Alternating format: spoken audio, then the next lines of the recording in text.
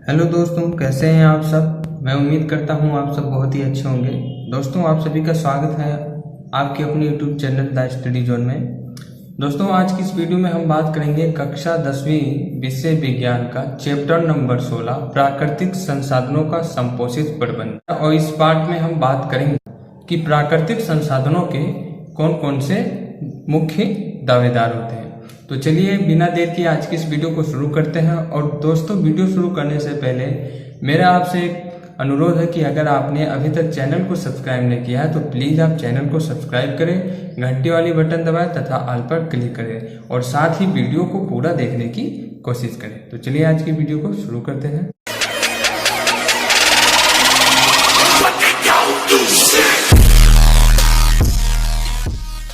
दोस्तों, आज का टॉपिक है दावेदार।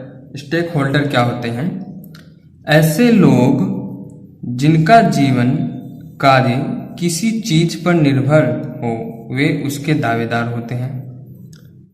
कुछ ऐसे लोग होते हैं जिनका जीवन कार्य जो होता है किसी चीज पर निर्भर होता है, किसी वस्तु पर निर्भर होता है। तो ऐसे लोगों को हम क्या कहते हैं? दावेदार कहते हैं। ये सभी दावेदार समान नहीं होते हैं। जो दावेदार होते हैं वो समान नहीं होते, क्योंकि उनकी भूमिका एवं आवश्यकताएं भिन्न भिन्न होती हैं। उनकी भूमिका और आवश्यकताओं के आधार पर दावेदार जो होते हैं वो अलग अलग होते हैं। हम सभी विभिन्न वन उत्पादों का उपयोग करते हैं, परंतु वन संसाधनों पर हमारी निर्भरता में अंतर होता है। वन संरक्षण से संबंधित दावेदार निम्नलिखित हैं। हम सभी जो है विभिन्न वन के उत्पादों का उपयोग करते हैं, परंतु वन संसाधनों पर हमारी निर्भरता जो है, हमारी आवश्यकताएं जो है उनमें अंतर होती है। वन संबंधित जो दावेदार होते हैं वो निम्नलिखित होते हैं। इनमें पहला है स्थानीय लोग जो वन के आसपास रहते हैं, ठीक है। दूसरा है सरकारी वन विभाग, सरकार इसके दावेदार होती। तीसरा है उद्योगपति, बड़े बड़े व्यापारी जो होते हैं वो भी वनों के दावेदार होते हैं। और चौथा है वन्य जीवन व प्रकृति प्रेमी। अब इन सभी के बारे में हम डिटेल से जानते हैं। पहले बात करते हैं स्थानीय लोगों के बारे में। लोकल पीपुल जो होते हैं ये लोग वन या जंगल में और इसके आसपास रहते हैं। ये लोग जो होते हैं जंगल में या फिर वन में या फिर उसके आसपास रहते हैं तथा अपना जीवन यापन करने के लिए वन उपज पर निर्भर रहते हैं।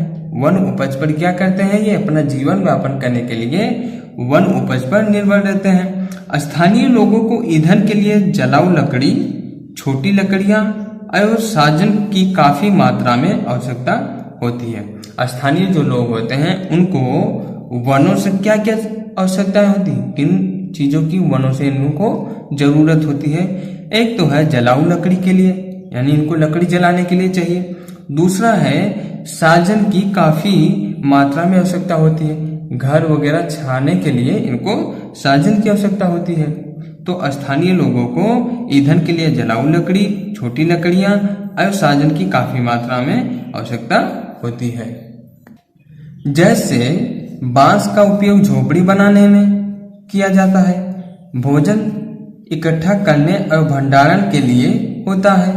खेती के औजार, मछली पकड़ने और शिकार के लिए औजार मुख्यतः लकड़ी के बने होते हैं। इन सभी चीजों के लिए वनों की आवश्यकता स्थानीय लोगों को पड़ती है। इसके अतिरिक्त वन मछली पकड़ने, विभिन्न व्यक्ति फल, नट्स तथा औषधि इकट्ठा करने के साथ साथ अपने पशुओं को वन में चराते हैं अथवा उनका चारा जो है वनों में या वनों से इकट्ठा करते हैं।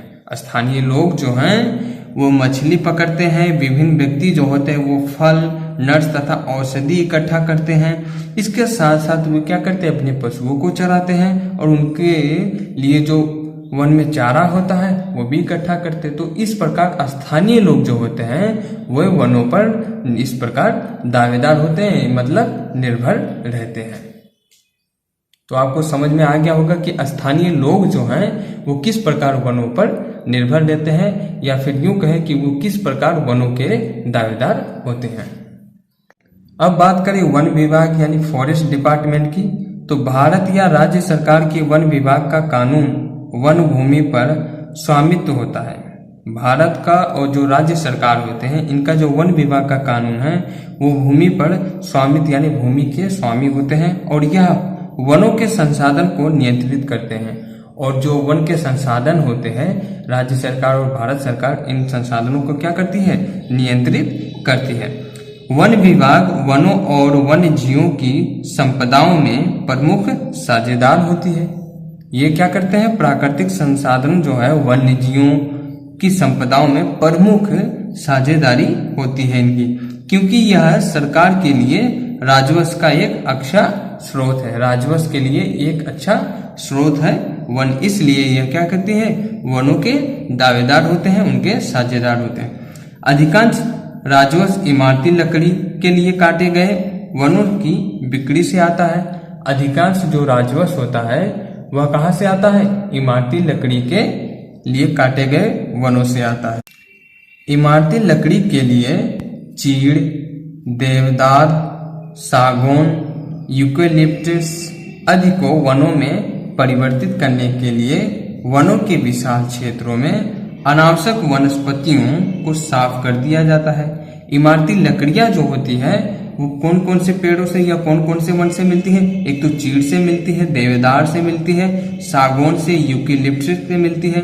तो इन सभी को वन जो है इन सभी को वनों में परिवर्तित करने के लिए वनों के विशाल क्षेत्र में जो अनावश्यक वनस्पति को साफ कर दिया गया और इससे क्या हुआ कि इस क्षेत्र में जैव विविधता की एक बड़ी मात्रा को नष्ट कर दिया गया, जो स्थानीय पर्यावरण को क्षति पहुंचाता है।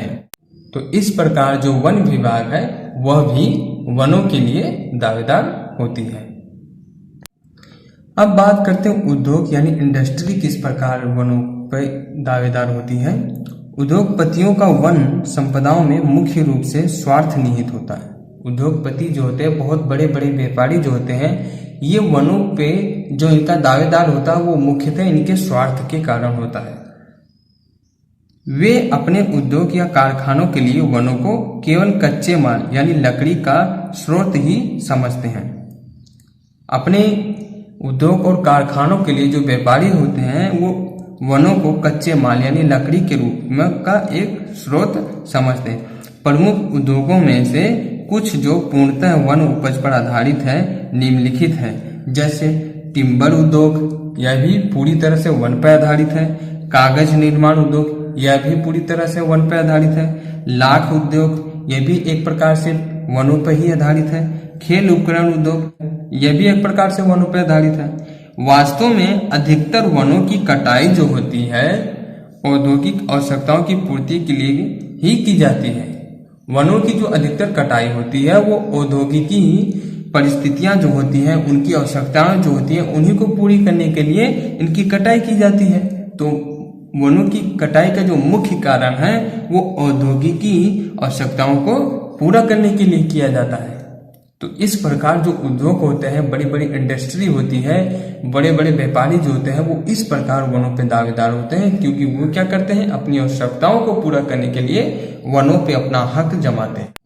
अब बात करते हैं प्राकृतिक तथा वन्य जीवों के समर्थक यानी जो प्रकृति प्रेमी है वो किस प्रकार वनों पे अपना दावेदार समझते हैं, वनों के दावेदार होते हैं।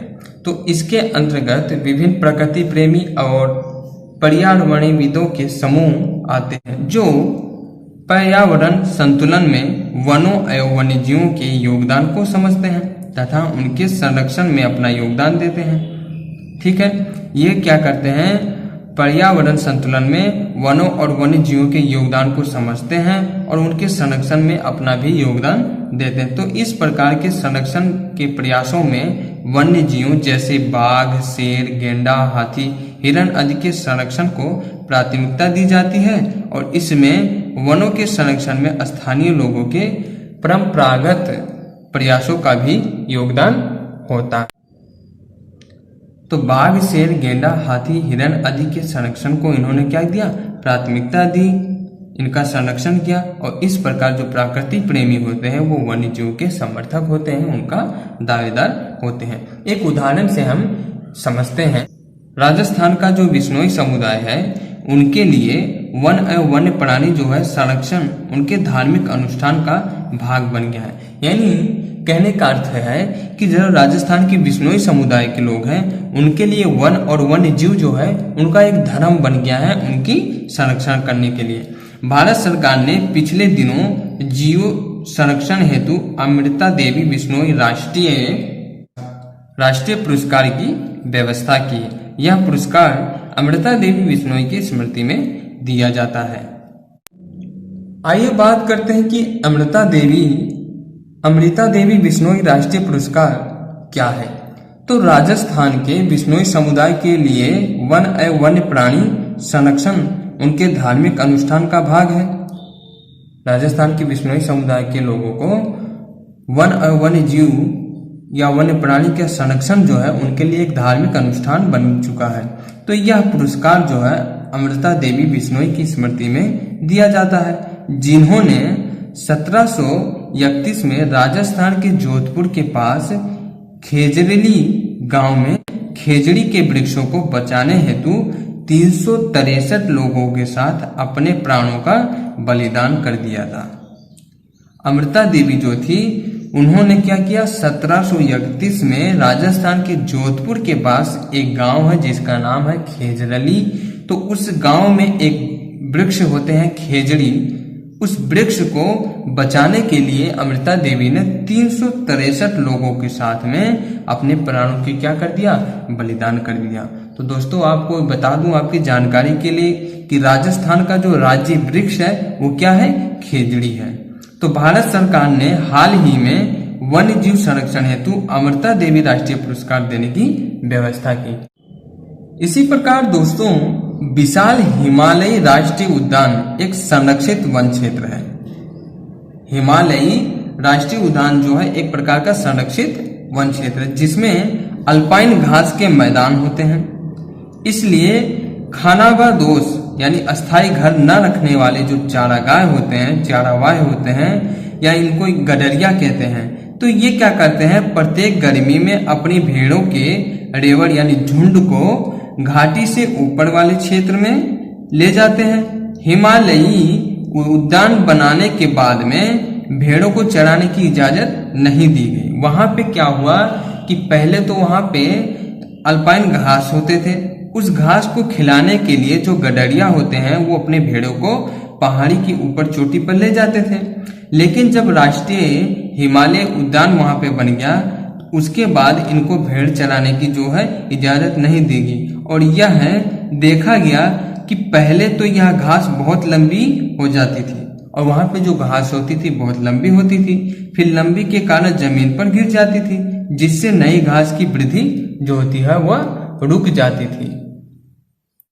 तो दोस्तों आज की इस वीडियो में हमने देखा वनों के जो दावेदार होते हैं उनका वनों के प्रति किस प्रकार की दावेदारी होती है, किस प्रकार वे वनों के समर्थक होते हैं, किस प्रकार उनका वनों पर अधिकार होता है, उनका हक होता है। साथ ही दोस्तों हमने कुछ मुख्य पुरस्कारों के बारे में भी जाना, जैसे अमृता देवी बिश्नोई राष्ट्रीय पुरस्कार जो है, और इसके साथ ही हिमालय राष्ट्रीय उद्यान के बारे में जाना कि किस प्रकार उसको एक वन का रूप दे दिया।